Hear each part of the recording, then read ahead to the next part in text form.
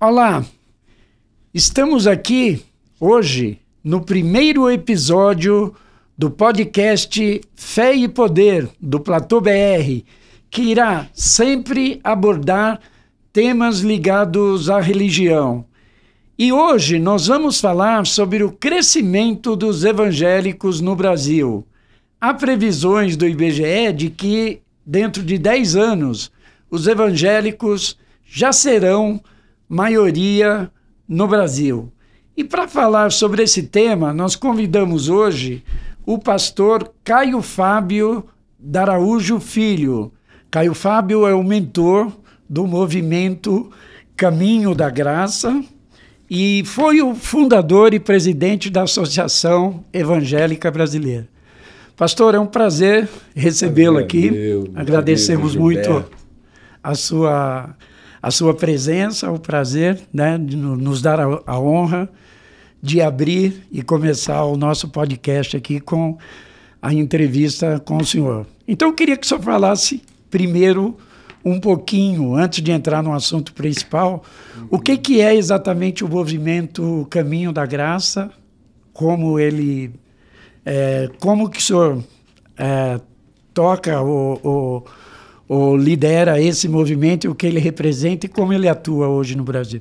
Olha, ele é a antítese de todas as estruturas e sistemas que você encontra no cristianismo, que é todo hierárquico, piramidal, com autoridades que precisam ser obedecidas e demandas que são feitas a partir de doutrinas e dogmas estabelecidos.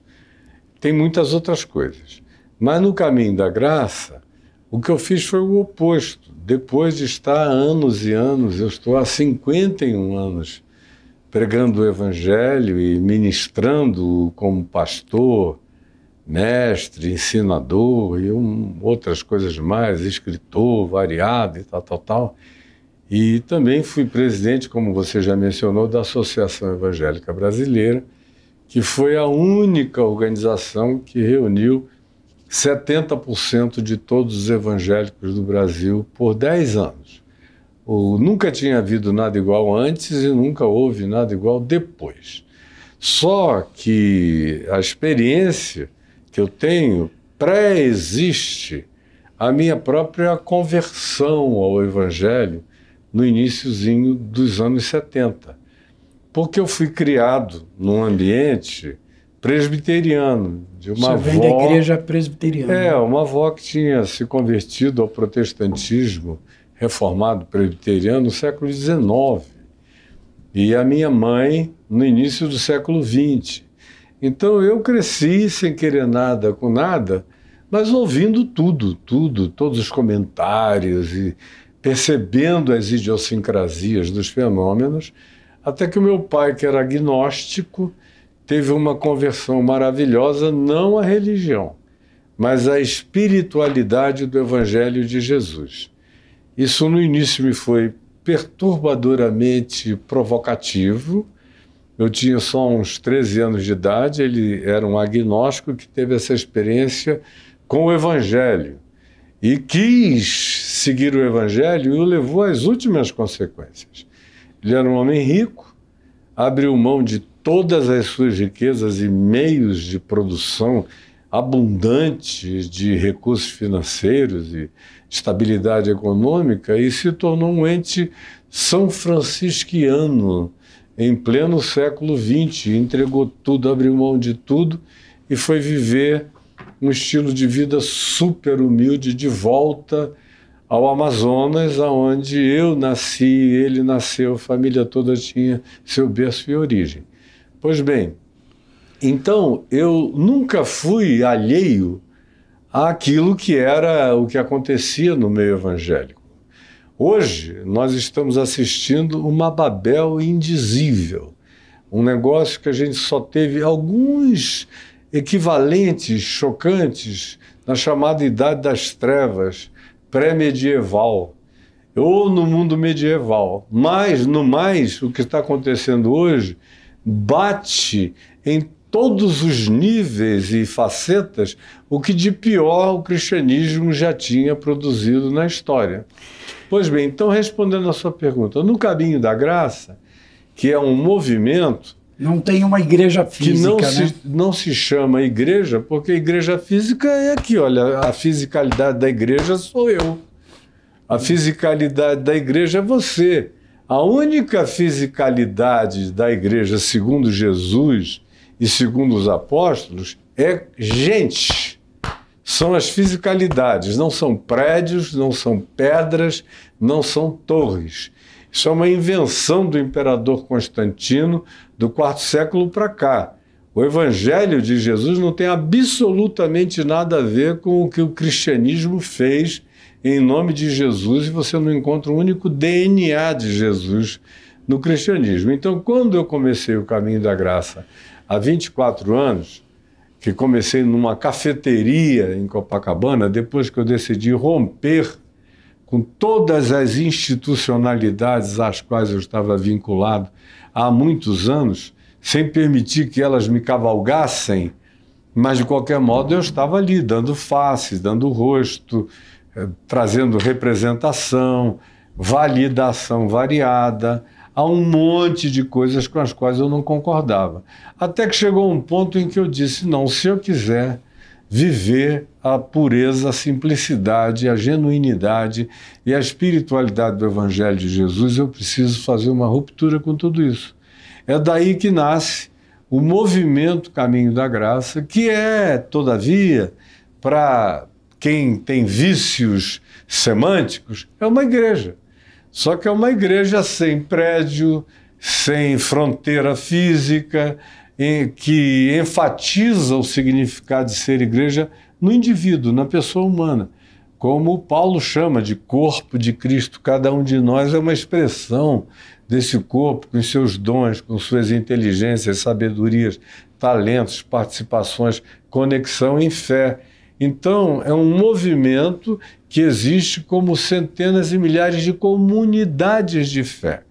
E a gente faz tudo para não se tornar mega comunidades de fé, porque no mega automaticamente vem o autoritarismo, a dominação, a cobiça de pessoas de fora pelas numerações quantitativas que significam voto, poder, tentação de representatividade, de barganha, com isso tudo que a gente já conhece há 1.700 anos quais são as consequências. Aí a gente já começa a entrar no assunto nosso aí principal. Como que o senhor vê esse crescimento dos evangélicos hoje e esse Brasil de maioria evangélica que já se começa a falar tanto? Corrijo e troco a palavra crescimento por inchaço, porque o verdadeiro crescimento dos evangélicos, e a palavra evangélico significa aquilo que carrega a qualidade do evangelho. Então, o movimento evangélico no Brasil carrega tudo, menos a qualidade, mas não qualidade menos a qualidade do evangelho. Por quê? Porque você não encontra o DNA de Jesus no movimento. Tudo é dinheiro, tudo é barganha, tudo é medo, é terror, é inferno, é pânico, ou então é power encounter, é dizendo, meu Deus é mais poderoso do que o teu, bota na mesa para ver quem é que tem o maior. É um negócio horroroso, parece muito mais com um vale-tudo religioso, há muitos anos. Quando eu me converti e a fé se tornou minha, não teve nenhuma influência dos evangélicos. Nenhuma. Eu já tinha sido batizado na igreja católica e na igreja presbiteriana. Mas quando eu encontrei Jesus para mim mesmo, por mim mesmo, aos 18 anos de idade, eu me batizei sozinho no Igarapé, no meio da floresta amazônica, sem nenhuma intervenção humana. Saí dali e comecei a pregar o evangelho nas praças, para aqueles milhares de hippies que haviam em Manaus, os meus amigos da elite, os meus amigos da marginalidade. Isso em que período exatamente, pastor? Isso aí foi no início dos anos 70. E logo o dono da TV Globo, da Rede Amazônica de Televisão, Dr. Felipe Dal, me chamou e falou: está havendo uma revolução na cidade inegável com a sua conversão, eu queria te dar um programa de televisão gratuito todos os domingos de 6h30 às 7h da noite. Eu comecei a pregar e aí foi uma explosão para todo lado. Então, eu já me converti fora desses portões, desse ambiente. Meu pai tinha conhecido o Evangelho para ele 5, 6 anos antes e era uma pessoa com essa consciência. Agora, eu já vim totalmente descondicionado desse fenômeno. Quando eu tive a minha primeira conversa depois do que aconteceu entre mim e Jesus, e fomos só nós dois, e meu pai me perguntou o que tinha acontecido, e eu narrei, é uma história longa, ele me falou: meu filho, quais serão os seus piores adversários? Aí eu falei: pai, passou uma menina sentada numa moto, com aquele desenho corpóreo absolutamente belo, lindo, né? E quem não achar uma mulher, o corpo da mulher lindo, é um cara que tem algum problema de interpretação estético-cognitiva, porque é um anjo de beleza.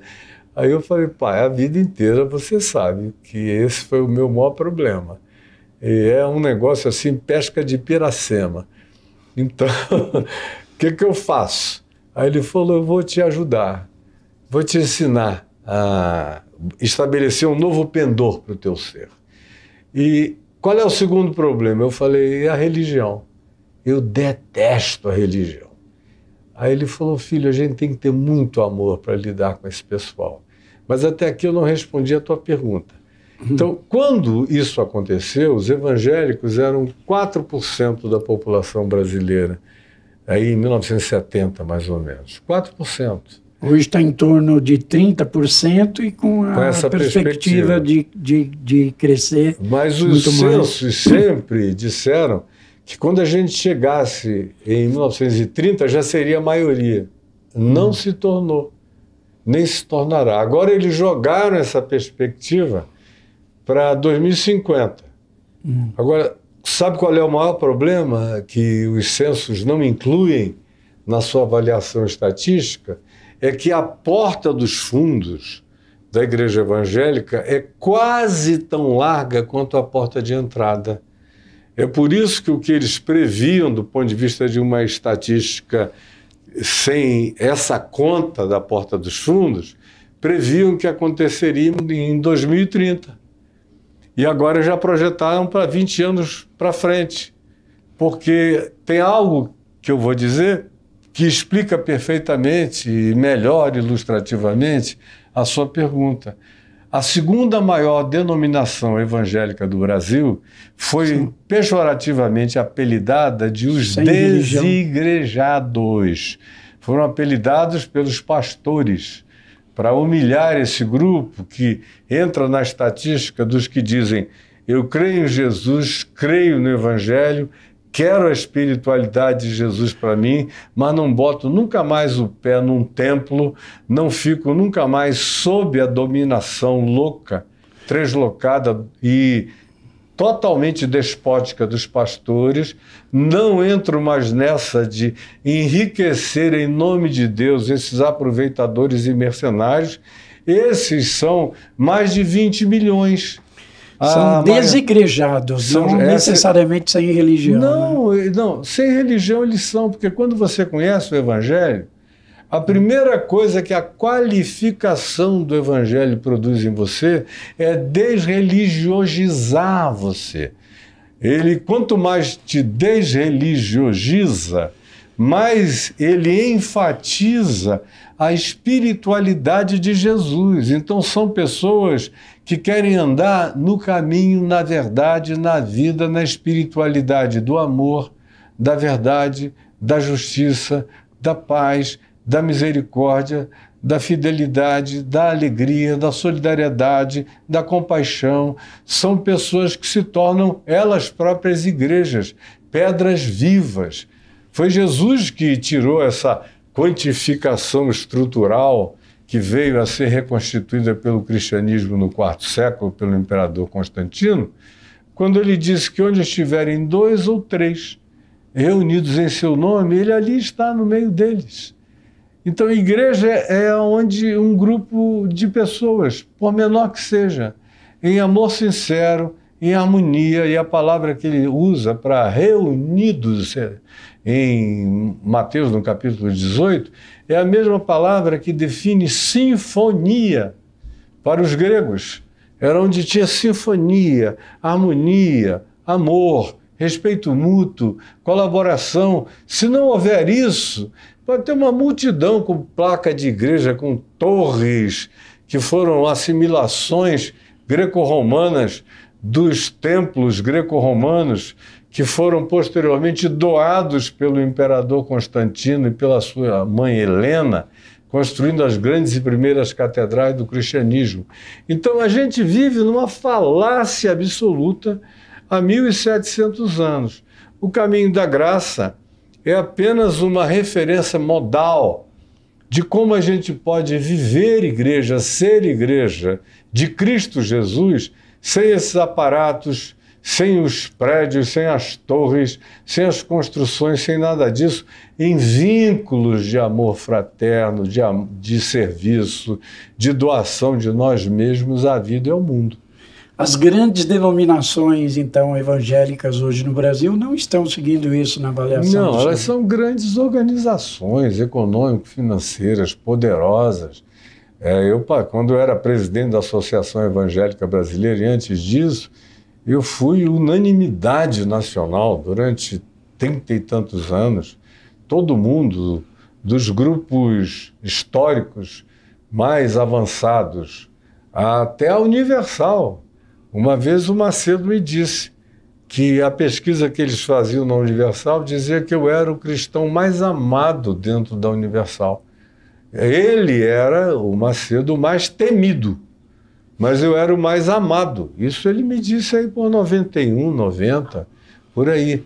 Então, são comunidades lideradas por tiranos, por caudilhos, por isso tem uma vocação à submissão caudilhesca e tirânica como nenhum outro grupo do Brasil tem. Por isso, são os grupos com tendência menos democrática do Brasil, porque já sofreram a lavagem cerebral da obediência irreflexiva a respeito do que quer que aquela autoridade espiritual que chega em nome de Deus, e tanto mais quanto seja a autoridade impositiva, mas a lavagem cerebral faz as pessoas nesse condicionamento e morte cognitiva quase total imaginarem que as imposições dominadoras são equivalentes a autoridades espirituais que eles exercem em nome de Deus, mas é tudo uma manada de cegos guiando cegos, como Jesus disse em Mateus 23, para um abismo sem fundo. Eu quero que a gente fale um pouco mais dessas diferenças, né? Que o senhor explique um pouco melhor. Mas antes eu queria que o senhor dissesse, em sua avaliação, qual é a cara do evangélico brasileiro. O evangélico, ele tem vários perfis assim distintos. Muita gente começa a achar muitos. Que evangélico é tudo uma coisa só. Não é. Agora, infelizmente, 95% são extremamente parecidos, negativa e triste e desgraçadamente, muito parecidos. Houve um tempo em que você tinha assim, uma metade ruim para lá e uma metade razoável para cá.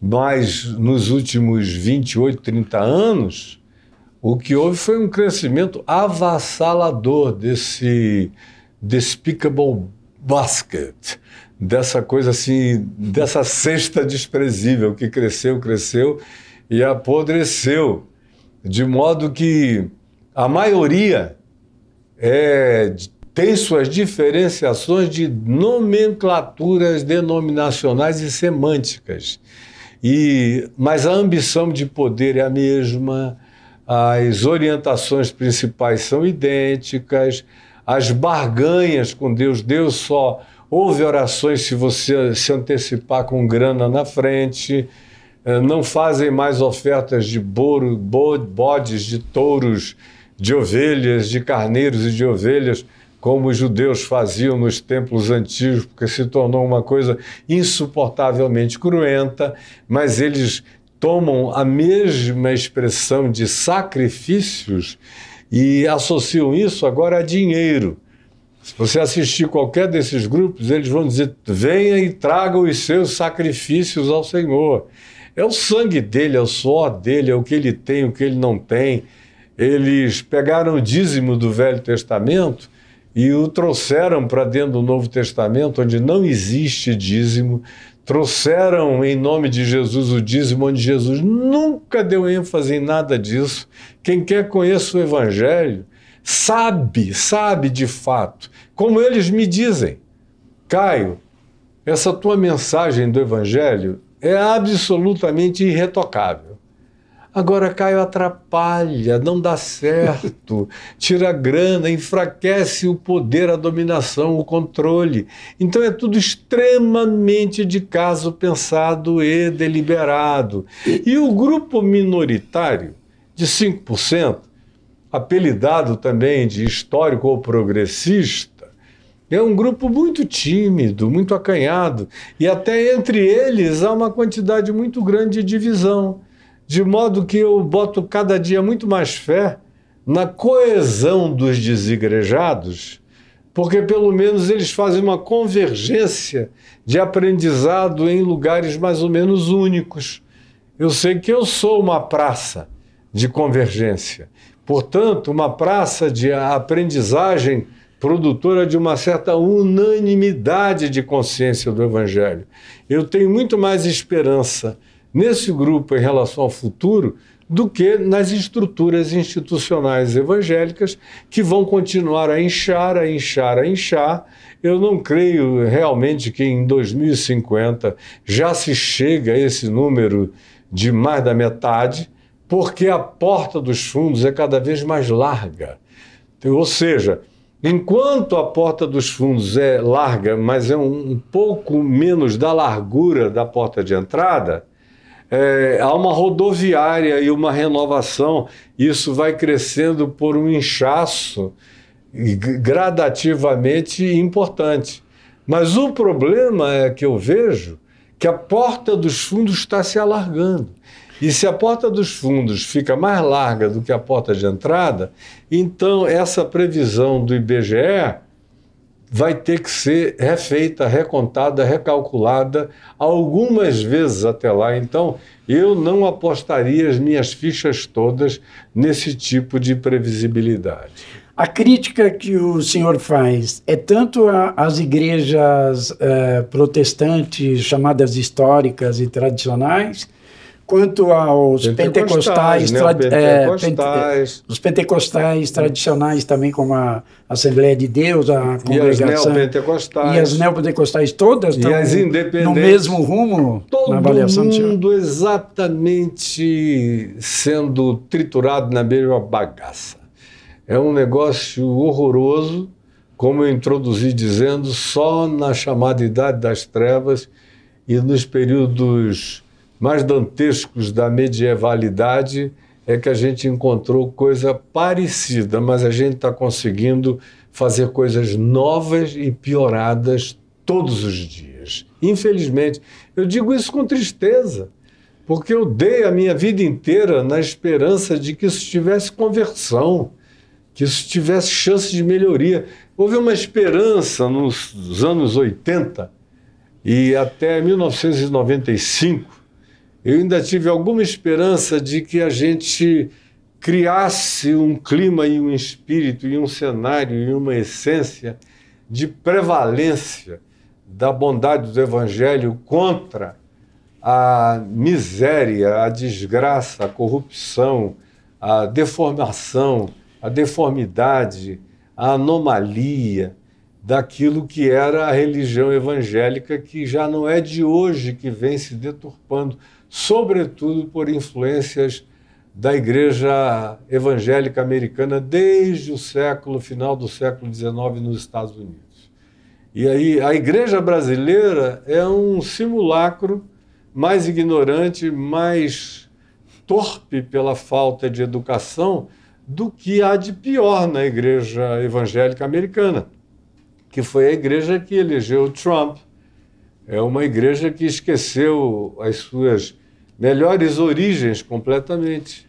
Eu acho que a figura simbólica que representava o que de melhor houve no fim do século XIX e início do século XX, na igreja evangélica americana, foi um amigo meu que faleceu chamado Billy Graham, que usou todo o recurso que ele podia para tentar treinar pastores cristãos no mundo inteiro, para ver se essas pessoas ganhavam uma consciência mais ética, mais fundada no Evangelho.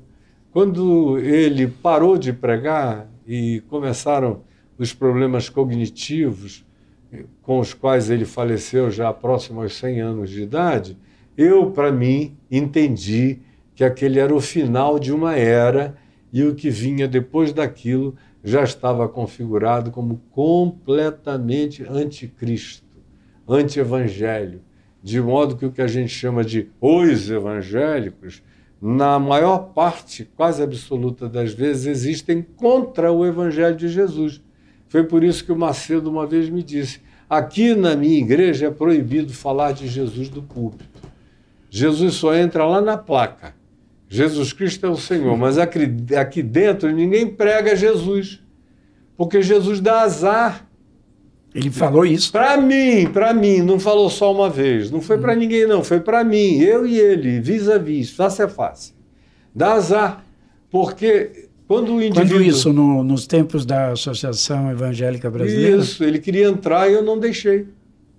Ele implorou, ele mandou Nos lá 90, o Didinho, o Rodrigues, o Renato Suete, todos aqueles, o Cabral, aquela moçada inteira, tentando ver se depois me persuadiam a permitir que ele e a Universal entrassem. Eu falei, não, nós só conseguimos criar a Associação Evangélica como antítese do que vocês são.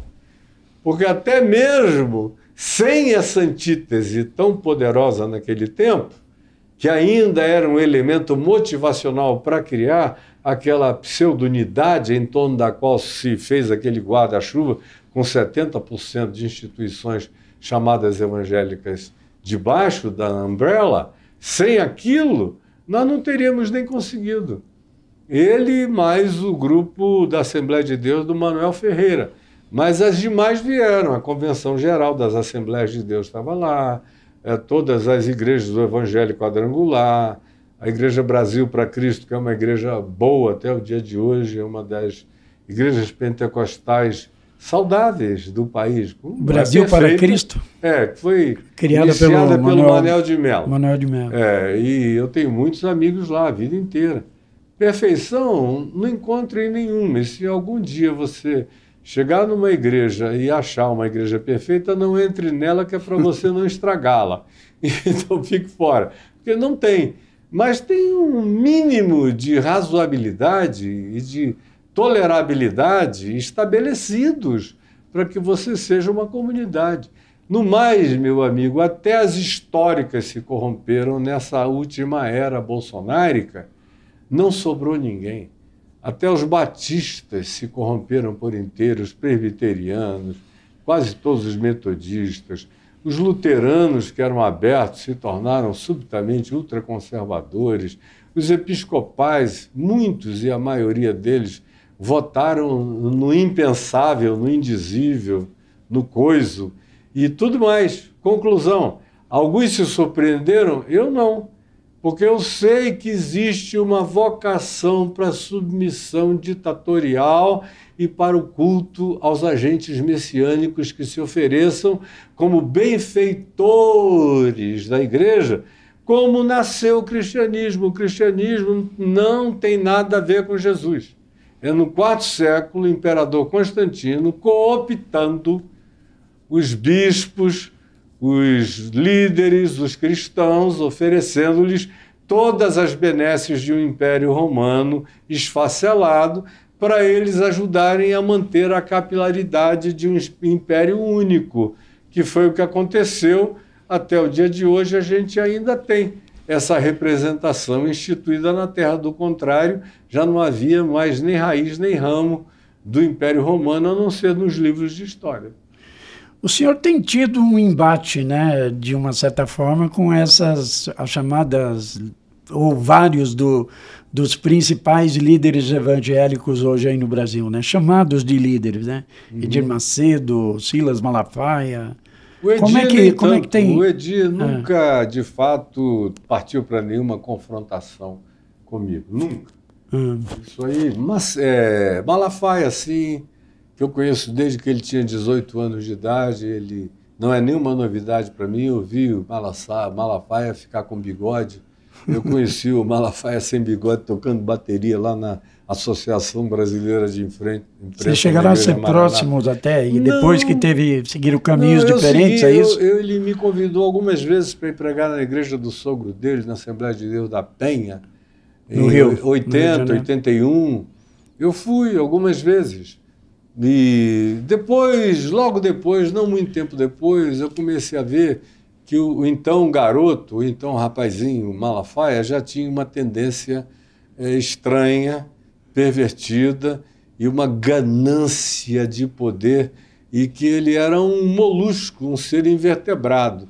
Ele era capaz de abençoar o que quer que oferecesse poder a ele, como ele é até hoje, como ele tem sido no curso da sua vida, coerentemente molusco e invertebrado, gritalhão. Você vê, nunca encontrei uma pessoa nesses 51 anos que eu conheço o Bolsonaro, o Malafaia, que tenha me dito, sabe, reverendo Caio, eu me converti com o pastor Silas Malafaia pregando. Eu nunca encontrei um. Eu só vejo o cara gritando sobre política, povo mais abençoado do Brasil, aquela coisa assim, ranheta horrorosa, que angustia a alma. É só poder político, em quem que você deve votar, quem que você deve odiar, o que você deve seguir, para finalidades de poder que interessa a ele e àqueles que são da mesma corja, da mesma laia, do mesmo covil de assaltantes e de manipuladores. E qual seria essa finalidade aí de poder? Há um Macedo, por exemplo, escreveu um livro lá chamado, né, Nada a Perder. Não, o primeiro livro lá que ele fala de um plano de poder. Há um plano de poder, claro, do Macedo, do Malafaia? O Macedo é quem tem um dos planos de poder mais elaborados. E o Malafaia vai assim, batendo no peito e chutando na direção que seja a mais favorável, para o melhor ângulo, que o favoreça, onde ele acha que emplaque alguma coisa. Agora, há um plano de poder, e o plano de poder é horroroso. Você sabe qual é o plano de poder?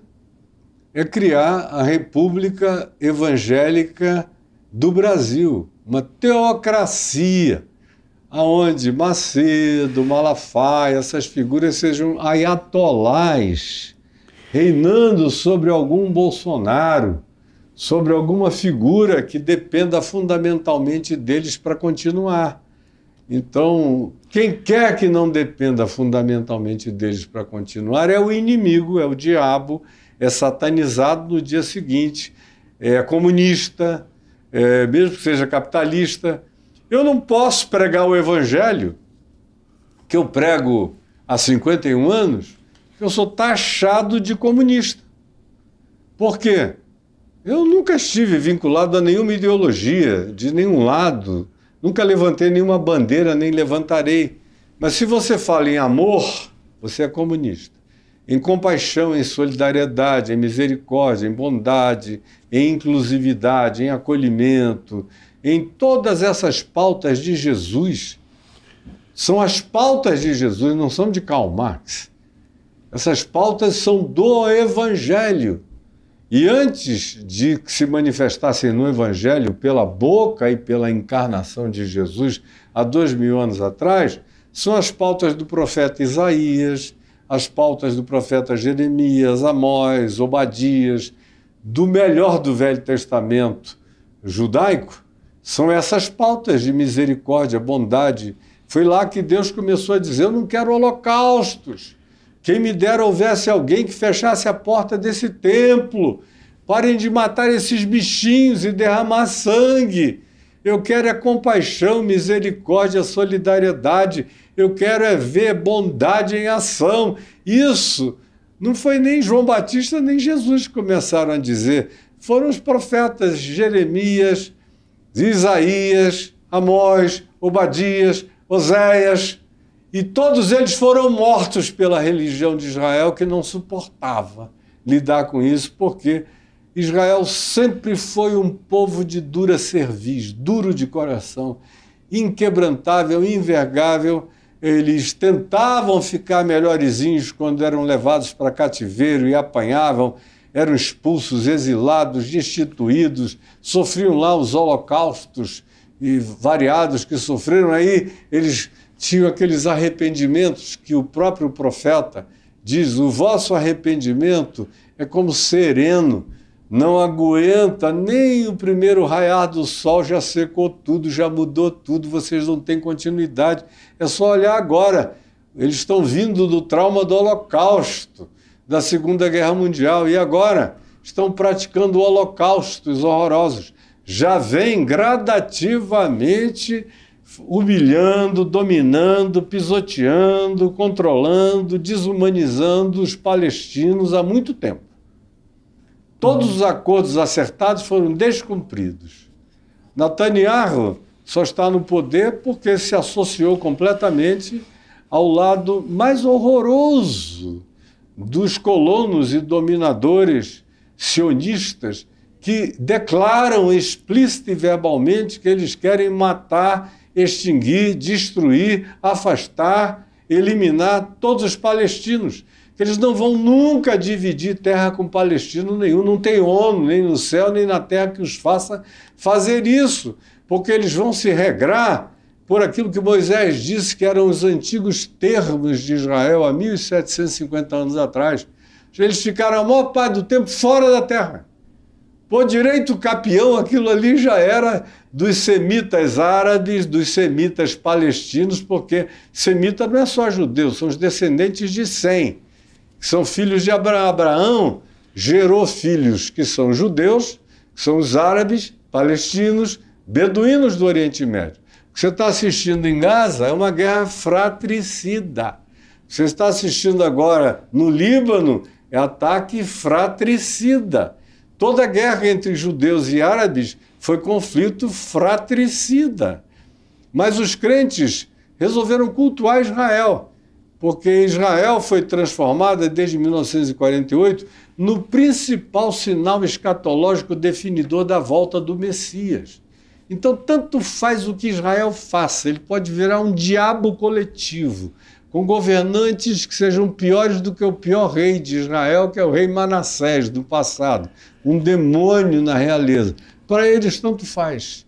Israel tem permissão para matar, roubar e destruir à vontade. Aí eu digo um negócio desse, tudo que é crente que não entende nada, nem leu a Bíblia do Antigo Testamento, muito menos Jesus e o Novo Testamento, muito menos o ensino dos apóstolos, muito menos a história da igreja, ele se levanta: olha o herege, isso e aquilo. Agora eu tenho minha consciência totalmente acalmada e pacificada diante de Deus, de que eu estou dizendo as coisas que os profetas, o melhor dos profetas de Israel, todos eles disseram, e o que Jesus disse, fez, ensinou e encarnou, e o que os apóstolos mandaram que fosse praticado. Eu não tenho a menor dúvida, nem eles. Os pastores sabem, o povo é que na ignorância ouve os pastores dizerem: não ouçam o Caio porque ele é um herege. Mas eles nunca nem checaram, eles só seguem a manada. Eu queria perguntar ao senhor sobre essa questão da teocracia. O senhor acha que estamos chegando nisso, realmente? Estamos se aproximando dessa? E são poucos os pastores que seguem numa outra linha, como o senhor, e que estão se opondo a isso? São poucos. É minoria? É minoria. É o senhor, o Ed René Kivitz, o Ariovaldo filho, de certa Ramos. forma, na consciência. O Ariovaldo Ramos trabalhou quase 10 anos comigo. Então, os poucos que estão dizendo alguma coisa, estão dizendo o que eu estou te dizendo aqui. Então, o que eu já venho dizendo há anos e anos e anos, não é de 20 anos para cá, nem de 30 anos para cá. Eu já nasci dizendo isso. Isso não é nada novo, para quem me conhece a vida inteira. Agora, pouca gente tem a capilarização que Deus me deu de falar para dentro e de falar para fora, para milhões de pessoas. Então, eu fico insistindo com todos eles para saírem do gueto. Porque não adianta ter a consciência que eu tenho e que alguns deles têm para ficar fechados naquele gueto ali de maneira paroquial, cada vez mais paroquial, porque essa paroquialidade não vai defender a democracia. E não adianta ter consciência se você não tem bagos, se você não tem guts, se você não tem paixão, se você não tem cara para botar para fora e apanhar. Tem que ter coragem de apanhar, tem que ter coragem de perder, tem que ter coragem de enfrentar. E a maioria começa, mas quando o bicho pega, muita gente se encolhe. Como tartaruga da minha terra, bota a cabeça para dentro do casco e só enfia para fora depois que o perigo passou. Então, isso não ajuda em nada. Tem que ser gente que parta para a luta, meu amigo, para o combate, para o vamos ver. E que não tenha medo de ser minoria. Saiba que se nós estamos com a verdade, ninguém pode ir contra a verdade, senão em favor da verdade. Então, eu também tenho muito pouca esperança nos chamados progressistas evangélicos, que são meninos bons, legais, acadêmicos, aculturados, porque falta esse guts, falta essa paixão de botar a cara para fora e ir para a rua. É tudo para dentro, nós, entre nós, aqueles círculos de reflexão, aí sai dali depois de falarem mal de tudo que existe no mundo com aquela sensação de natureza catártica de que fizeram alguma coisa, mas não mudou nada na esquina, não mudou nada em lugar nenhum. Tem que ter coragem para botar a face para o lado de fora e apanhar, como o profeta Ezequiel, a quem Deus disse: eu estou te enviando para tu confrontares essa casa rebelde, que é o povo de Israel, e eu vou te dar uma cara de diamante, para que tu sejas uma broca penetrando nessa pederneira. Se você não se oferecer para ter essa coragem, você fica apenas sempre como bom menino, boa menina, bom moço, boa moça, grupos elegantes, gentis, generosos, educados, mas a demanda é infinitamente maior do que isso. Do contrário, não faz nenhuma diferença, porque os malafaias e semelhantes são seres sem nenhum pudor para toda e qualquer loucura que eles queiram proclamar, como os marçais, do nível absolutamente mais insuportável. Agora, essa moçada chamada progressista é muito tímida, é muito enrustida, fala para dentro, não tem coragem de botar a cara para fora, ficam com medo de haters, e disso e daquilo, e aí, conclusão, o que vai nos salvando não são os cristãos mais lúcidos, nem progressistas. É a porta larga atrás, na saída. Porque a maldade que as pessoas vão encontrando na prática de dentro do movimento evangélico é tão crescente e assustadora que isso vai dilatando a porta dos fundos. É por isso, e é só isso, que pode nos salvar de termos uma teocracia evangélica no Brasil, ou no mínimo de postergarmos isso o máximo possível. Do contrário, você já imaginou um Irã evangélico? Só não será islâmico, mas será evangélico, com tudo de feio. O Pablo Marçal aí agora há pouco, e parece que ele procurou o senhor, né, nesses últimos dias aí para conversar. Eu fiz um post. Eu queria que o senhor contasse um pouco disso, e ele é um líder também desse pensamento aí. Ele é um menino de 37 anos. Ele não se coloca como evangélico também, não, né? Como ele cristão, se coloca né? como evangélico. Ele foi criado lá em Goiânia, na igreja evangélica. Qual igreja? Ele está lá, acho que não me lembro qual foi a igreja, ele já rodou em várias, mas se não me engano, não quero fazer asseverações levianas, se não me engano, ele andou pela videira lá isso mesmo, verdade. Goiânia. Verdade. Agora, ele é um cara incontrolável, inadministrável. De fato, e por que ele procurou o senhor? Eu fiz ele já tinha feito uma live comigo no primeiro mês da pandemia, onde ele me pediu conselhos. E eu dei conselhos dizendo: olha, o pior inimigo que você tem é você. por causa da sua arrogância, sua soberba, um monte de coisas. Então, se você não vigiar, você pode se tornar um ser absolutamente intragável e incontrolável. Obviamente, eu disse isso em 45 minutos, 1 hora de conversa, com muitas diluições, mas sem nenhuma parte estrondoso dele a respeito do que eu estava dizendo. Ao contrário, ele estava dizendo amém para tudo. Deus me ajude, eu queria ser assim como o Senhor.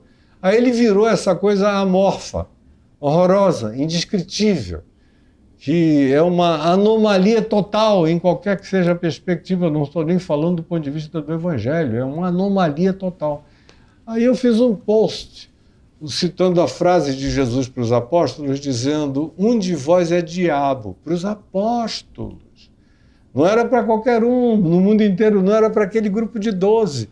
Um de vós é diabo. E aí eu descrevi o que era um diabo, egresso do meio cristão, como é que ele se manifestava. E como nessas eleições em São Paulo a gente estava vendo esses diabos humanos, esse diabo humano presente.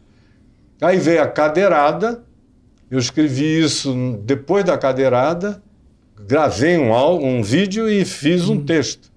Aí quando deu umas 4 da tarde, meu telefone tocou e eu olhei, era o Marçal.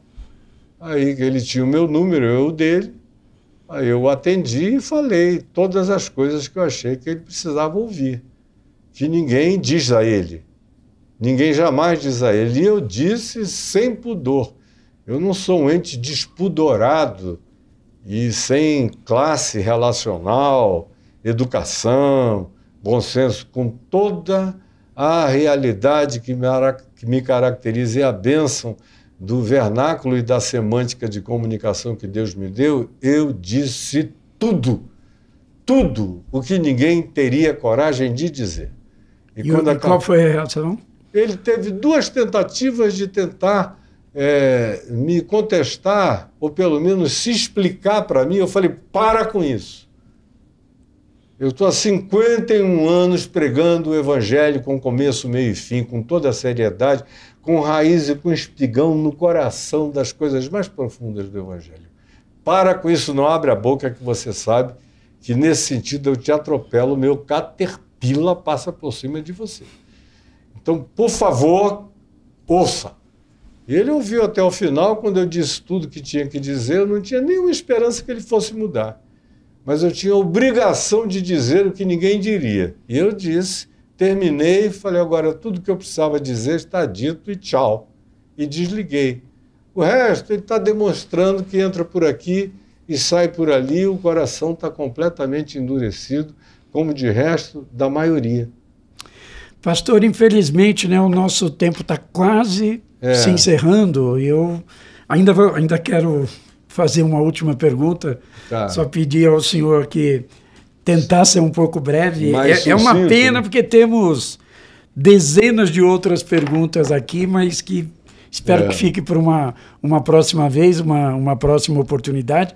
Mas eu queria que o senhor tentasse só falar rapidamente se o fiel evangélico realmente é de fato conservador, ou se é um discurso que foi trazido aí. E o peso, né, do voto evangélico tem sido fundamental nas últimas eleições, está sendo nessas eleições municipais, foi fundamental nas 2 últimas eleições da presidente da República, né? O Lula, por exemplo, venceu a eleição, mas a votação entre os evangélicos do Bolsonaro foi maior do que em 2018. Mas, por exemplo, alguns isso pagaram continua, preço isso alto. Vai continuar, isso muda, não muda, a tendência a se ampliar. Alguns pagaram um preço alto, inclusive eu perdi milhares e milhares e milhares de seguidores, mas consegui, segundo as estatísticas... O senhor tem ainda milhares, né? Milhões de seguidores toda nas hora, redes sociais. No mínimo 10 milhões de pessoas o tempo todo. Então, mas conseguimos tirar, não somente eu, mas alguns amigos também, que tiveram a cara de botar, tiveram o rosto para o lado de fora, para o embate. Eu perdi milhares. A Xuxa perdeu quase 1 milhão. Eu perdi 300 e tantos mil. Mas vamos lá. Depois, a avaliação deles é de que aquela ação que a gente fez foi o que fez aquele pendor diferencial para a vitória do Lula, regimentando alguns evangélicos, quase 1 milhão de evangélicos a mais para votarem nele, porque a diferença foi muito pequena. Mas, te respondendo, evangélico e conservador são praticamente sinônimos da mesma coisa. Os poucos que não são conservadores podem se arrogar o que quiserem, mas eles não são nem 1%. São incapazes de fazer uma diferença num pleito de grande significado. O conservadorismo evangélico, às vezes a mídia fica querendo botar panos mornos. Eu vejo alguns amigos meus aí na mídia televisiva dizendo: a gente não pode generalizar. Infelizmente, pode generalizar, porque a grande maioria é assim. Então, no mínimo, se disser não podemos generalizar, mas tem que dizer a maioria esmagadora, quase absoluta, é assim. Conservador e com uma vocação, e tem um DNA de aplauso à ditadura, porque os evangélicos ficaram praticamente todos do lado da ditadura de 64. Gostaram. Quando começou a haver a abertura da redemocratização, e eu já era uma figura pública iminente no meio evangélico, eu ouvia no Brasil inteiro o pessoal dizendo: esse negócio de democracia não está me cheirando bem. Eu preferi os generais e a ditadura. Você veja como é que as coisas são. Então, suportaram a democracia, mas não tem nenhum problema com nenhuma ditadura que chegue semelhantemente ao imperador Constantino, fortalecendo, dizendo: tudo que vocês quiserem eu darei, tudo eu vos darei se prostrado me aderires, como foi o que Satanás propôs a Jesus na terceira tentação, de acordo com o Evangelho de Mateus. E os caras caem com todo prazer e com toda alegria e sem nenhuma hesitação a respeito. Pastor, eu queria agradecer muito, então, a presença do senhor, a oportunidade de ter esse excelente bate-papo, e espero que possamos continuar num outro momento, porque teríamos muito... Já é meu amigo de 30 anos atrás, desde da Isto É, do nosso amigo Domingos Alzugaray, que já não está entre nós. Foi naquele tempo lá, do Revista Vinde, Jorge Antônio Barros, quando eu ia de vez em quando à redação que a gente se encontrava. Certo. De modo que eu estou muito feliz que a gente tenha voltado a se encontrar em outras circunstâncias, nesse novo tempo. É um prazer sempre, Gilberto. Tantas vezes quantas vocês me convidem, eu estaria aqui, em casa. Tá bom. Eu estou do lado da minha casa. Muito obrigado. E o Platô BR e o podcast Fé e Poder estará aberto sempre aqui para receber o senhor aqui também. Muito obrigado, meu amigo querido. E muito obrigado a todos, então, que estão nos acompanhando. Em breve voltaremos com mais um episódio do podcast Fé e Poder. Muito obrigado, um abraço a todos. Amém.